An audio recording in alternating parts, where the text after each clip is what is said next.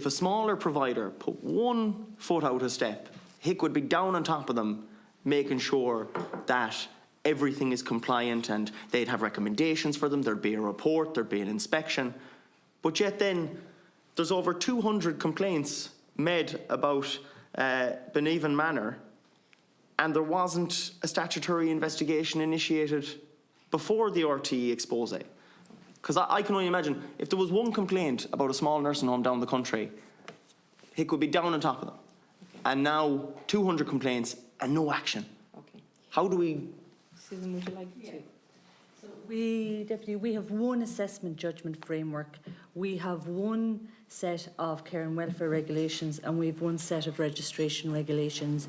They're applied regardless of whether a registered provider is public, private, voluntary, whether there's 185 beds, 120 beds or 20 beds. The same regulatory framework is applied across the board.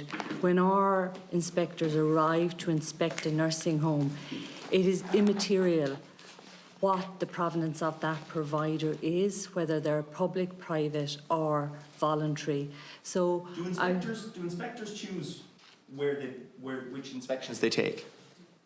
each inspector has a caseload, and they're responsible for ensuring that that centre... So if I'm an inspector, is it easier for me to go and inspect the small nursing home where there's 1 or 2 complaints over going to the nursing home where there's 200 complaints? And do the caseloads where there's 200 complaints get left to last because they know it's going to be the hardest work? No. Each nursing home is inspected according with the requirement to inspect at a minimum once a year, to do an announced inspection once every 3 years, and in response to risk.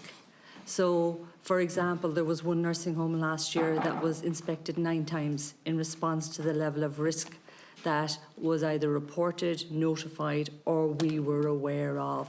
So it doesn't matter. There is not a different framework for nursing homes that operate under the umbrella of a group, as a standalone provider, or under an organisation as big as the HSE.